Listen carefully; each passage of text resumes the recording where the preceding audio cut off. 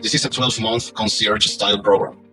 Why did you design it as a long-term commitment rather than a short-term care? The 12-month aspect is to be able to divide 6 modules into 2-month blocks. And any new family coming into the program would work with other families, and they would join at one of the 2-month timeframes, like January, February would one, March and April would be another one. So they would join at the beginning of March to kind of plug into the program. And they would work through the 6 in whatever order they came in on. And they're going to be topics such as communication style within the family, mindset in the family, really doubling down and focusing on food time with the family, meal time, those sort of things, to build the strength and rapport within the individual people in the family.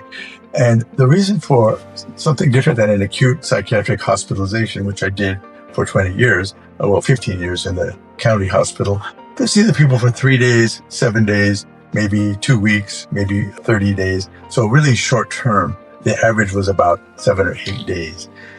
That's not a lot of time to work with an individual person and almost no time to work with the family. So stretching it out over a year gives a chance to really integrate the training, the learning, things they may see on YouTube or read in a book, but really to double down and establish the practice to create new habits in a person's life. And this has been demonstrated by a number of authors, like the fellow who wrote the book Atomic Habits and other sorts of things along those lines, habits of successful people, etc. So habitual behavior, that's the reason for using a 12-month program. Right. Next question is, what are the core components families see throughout the year, clinically, emotionally, and relationally? Holistic and comprehensive medical psychological assessment. And I would also use consultants for this feature. I would do my work as a psychiatrist to interview the mom, the dad, the primary care parents, whoever they are. It could be a blended family. And then the main individual with the schizophrenia diagnosis or the schizophrenia spectrum disorder diagnosis. And there may be some close siblings living at home. And the idea is the people that are actually living in the house. And there may be a grandma, grandpa involved as well. So do those psychiatric assessments of all those people in the first 30, 60 days. In addition to that, for the main 3, the 2 primary care mom and dad type person, or the 2 adult major attachment figures, we call them, and then the individual with psychosis, we'll do something called a Minnesota Multiphasic Personality Inventory. The letters are MMPI. Like I said, many people love these acronyms. And that would be done by a trained psychologist who specializes in administering and interpreting the MMPI. This is a psychiatric and psychological personality test that I used at the Mayo Clinic in my residency training back in the 1980s. This test has been studied for decades and used on hundreds of thousands of people. So it's a highly validated personality assessment. That would be one part of it.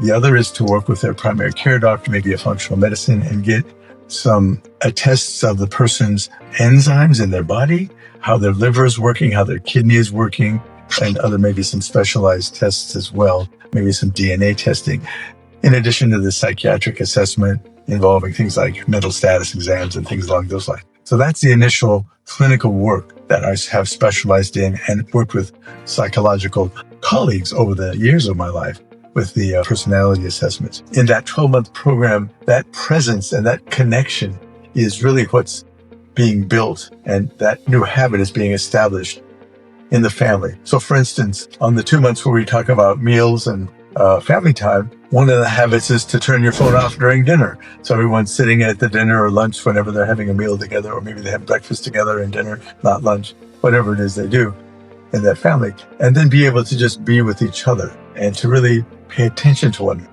So in the individual retreat, it'll be an opportunity for the families to get together with me and a few of the other trust-vetted co-workers, you might say, someone doing a sound bath, for instance, a musician, a cook, preparing the meals.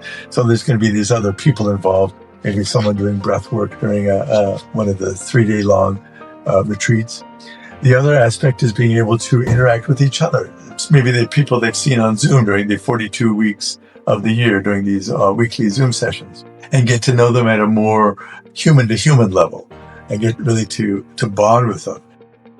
Because that skill and ability, and it is a skill to be able to really form rapport with another person, to form that bond. It's like anything. It's like going to the gym and working out. So being in the retreats is going to be an exercise of human connection.